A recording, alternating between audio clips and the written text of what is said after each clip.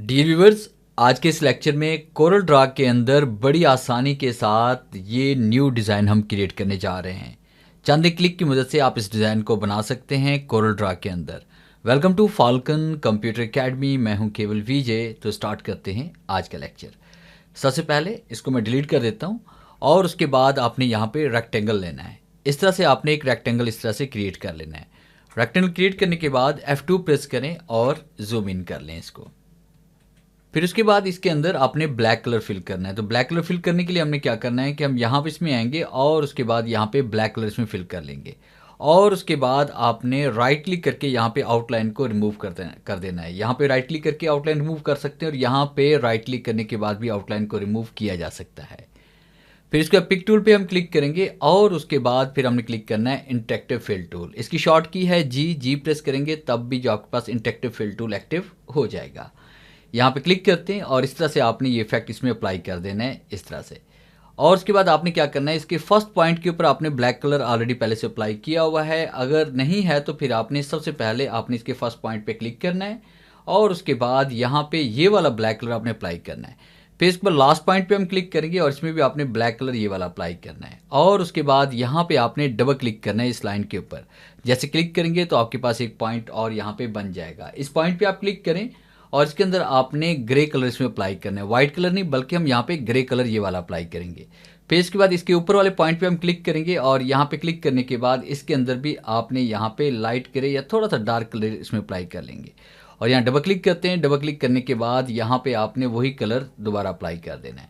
इस तरह से आपके पास ये एक इफेक्ट बन जाएगा। तो यहाँ पे क्लिक करें, कंट्रोल के साथ राइट क्लिक करके आपने इसकी कॉपी क्रिएट करनी है। फिर उसके बाद आप यहाँ पे क्लिक करेंगे दोबारा ताकि रोटेशन पॉइंट आपके पास शो हो जाए। किसी भी एक कॉर्नर पे क्लिक करें, कंट्रोल प्रेस करें, इसको इस तरह से आपने रोटेट कर देना है। रोटेट करने के बाद फिर आपने क्या करना है कि आपने इस शेप पे क्लिक करना है। शिफ्ट के साथ आपने वर्टिकल शेप पे क्लिक करना है। पहले C प्रेस करेंगे, फिर उसके बाद आपने T प्रेस करना है ताकि टॉप पे एडजस्ट हो जाए। फिर उसके बाद आपने क्या करना है, यहाँ पे क्लिक करके इसका साइज थोड़ा सा मैं ऐसे बढ़ा देता हूँ। F3 प्रेस करते हैं, इसको जूम आउट करते हैं।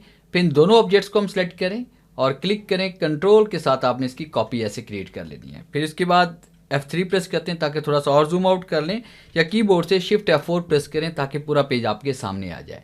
इस पर क्लिक करके आप इसको रिसाइज भी मजीद आप कर सकते हैं, जितना छोटा या बड़ा बनाना चाहते हैं इजीली आप इसको डिज़ाइन कर सकते हैं। तो यहाँ पे क्लिक करें, दोनों ऑब्जेक्ट्स को सिलेक्ट करते हैं और राइट क्लिक करके आपने इसकी कॉपी को इस तरह से क्रिएट कर लेना है।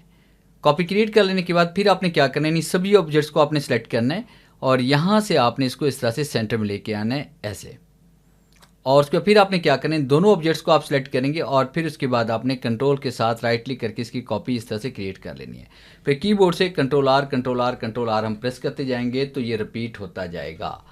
तमाम ऑब्जेक्ट्स को एक साथ सेलेक्ट करेंगे, फिर उसके बाद यहाँ पे नीचे की तरफ लेके आएंगे, फिर उसके बाद राइट क्लिक और उसकी कॉपी हम इस तरह से क्रिएट कर लेंगे।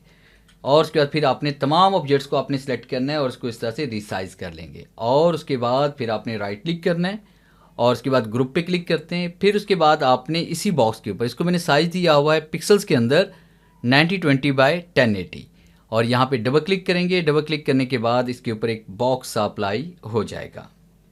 ये बॉक्स अप्लाई करने के बाद आपने इस ऑब्जेक्ट पे क्लिक करना है। इसी पे आपने यहाँ पे राइट क्लिक करेंगे और उसके पावर क्लिप पे आएंगे और इसके अंदर आप क्लिक कर देंगे और फिर उसके बाद आपने वही ब्लैक कलर इसके अंदर फिल कर लेना है। तो आपके पास देखें बड़ा खूबसूरत सा ये पैटर्न एक तैयार हो चुका है, जो आप किसी भी बैकग्राउंड के तौर पर किसी भी इमेज के लिए या किसी भी अपने प्रोजेक्ट के लिए आप यूज़ कर सकते हैं। तो ये था मेरा आज का लेक्चर, जिसे मैंने आपको पढ़ाया कि कोरल ड्रा के अंदर आप इस तरह का डिज़ाइन कैसे जनरेट कर सकते हैं। उम्मीद है आज के इस लेक्चर में ज़रूर कुछ नया सीखने को मिला होगा। वीडियो अच्छी लगी है तो इसे लाइक कीजिए और अपने दोस्तों के साथ शेयर कीजिए। मिलते हैं हम नेक्स्ट लेक्चर में, तब तक के लिए गुड बाय।